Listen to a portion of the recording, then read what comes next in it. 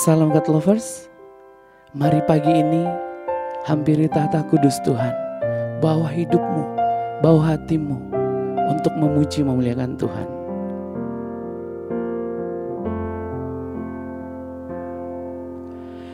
Ku jadikan hati ini untuk kediamanmu.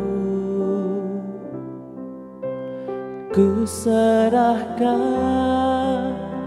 hidup ini untukmu Allahku. Ku jadikan hati ini untuk kediamanmu. Ku serahkan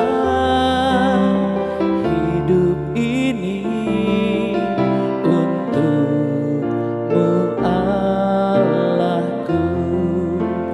Di hati inilah rumahmu, di hati inilah baitmu. Dimanapun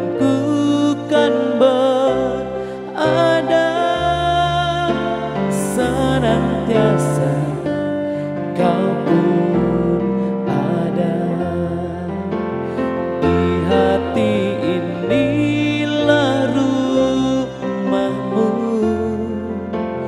di hati inilah baitmu. Dimanapun ku kan berada, senantiasa kau pun ada.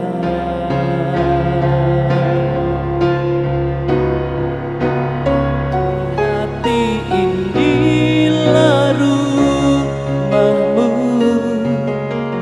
di hati inilah baitmu. Dimanapun ku kan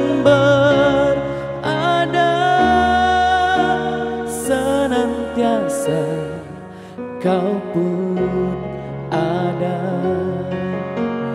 Dimanapun ku kan berada,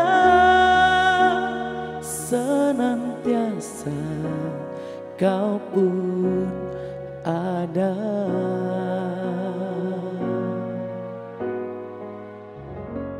Shalom God's Lovers, apa kabar?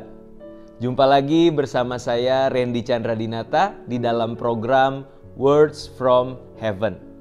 Dan pada kesempatan kali ini saya rindu untuk membagikan sebuah kebenaran firman Tuhan yang saya berikan tema sembuh dari luka hati.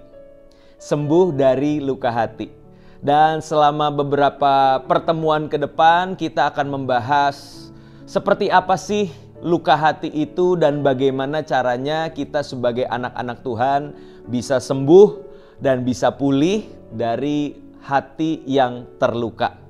Nah, di bagian yang pertama kita mau menyepakati bersama terlebih dahulu bahwa memang di dalam hidup ini sebagai manusia yang berelasi dengan sesamanya, yang bersosialisasi dengan orang-orang di sekitarnya, maka yang namanya luka dan kecewa itu adalah sesuatu yang sangat mungkin terjadi.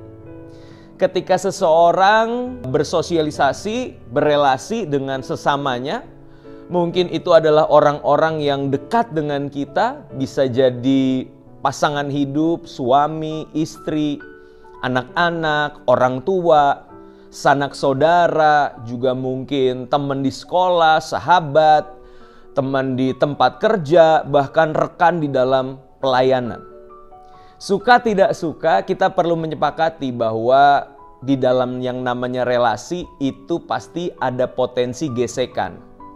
Dan dari gesekan tersebut bisa timbul yang namanya kecewa, bisa timbul yang namanya luka. Dan itu adalah sesuatu yang sulit untuk dihindari, atau bisa dikatakan tidak mungkin bisa untuk dihindari, pasti akan terjadi di dalam kehidupan seseorang. Sehebat apapun orang tersebut membatasi diri atau menghindari yang namanya gesekan, itu sangat mungkin terjadi. Nah, maka dari itu saudara, kita perlu menyadari satu hal di dalam Alkitab, khususnya di Kitab Amsal, pasalnya yang keempat, ayat yang ke-23, dikatakan demikian.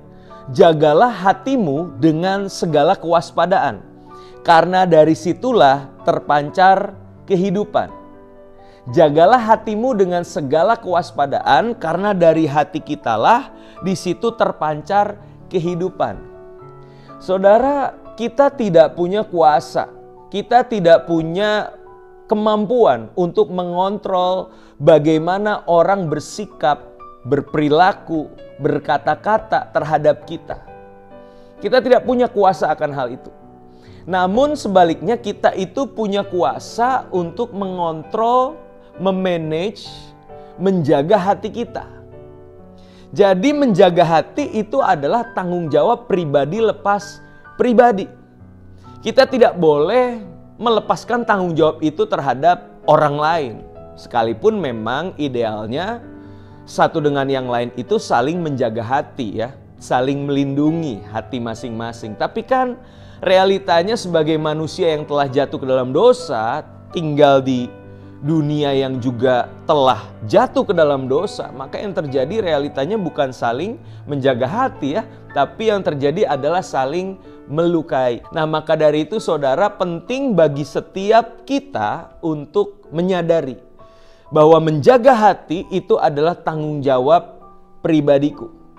Dan dari sini makanya kita mau belajar sama-sama saudara beberapa pertemuan ke depan, bagaimana sih seorang anak Tuhan itu bisa menjaga hati.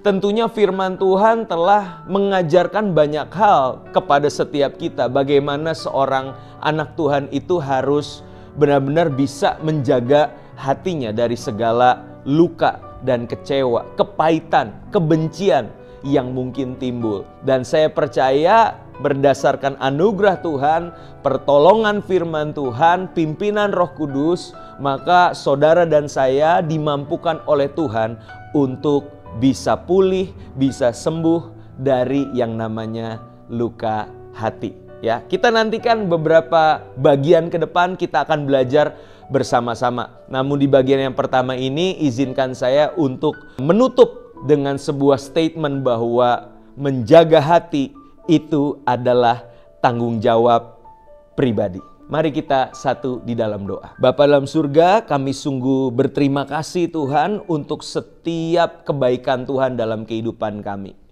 Kalau dalam beberapa hari ini, beberapa waktu ini Tuhan, mungkin ada di antara kami yang mengalami luka dan kecewa akibat sikap dan perilaku dari sesama kami. Kami tahu bahwa Tuhan menghendaki setiap kami untuk boleh menjaga hati, bahkan menjaganya dengan segala kewaspadaan. Kami tahu ketika hati kami benar, maka yang terpancar itu kehidupan.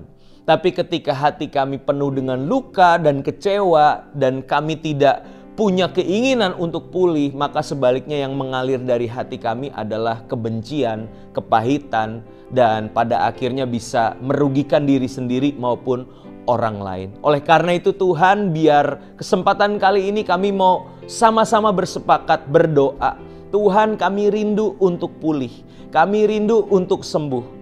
Kiranya Roh Kudus dan firman-Mu yang menolong setiap kami untuk kami boleh menjadi anak-anak Tuhan yang mengalami pemulihan hati, mengalami kesembuhan batin. Sehingga kami percaya di dalam setiap langkah hidup kami bukan membawa kutuk, bukan membawa hal yang negatif, tapi sebaliknya dari hidup kami mengalir berkat, dari hidup kami mengalir atmosfer yang positif, hal-hal yang positif yang membangun orang lain, dan keberadaan kami pun pada akhirnya menjadi berkat buat banyak orang. Terima kasih Tuhan buat kesempatan kali ini. Kami terima setiap kebenaran firman-Mu dengan penuh sukacita. Di dalam nama Tuhan Yesus kami telah berdoa. Amin. Puji Tuhan, God's lover sekalian. Saya percaya kita semua telah diberkati lewat sharing pada kesempatan kali ini. Jika God's Lovers merasa diberkati, silakan untuk membagikan link YouTube yang ada ini kepada saudara, kerabat, dan teman-teman saudara sekalian. Terima kasih. Tuhan Yesus memberkati.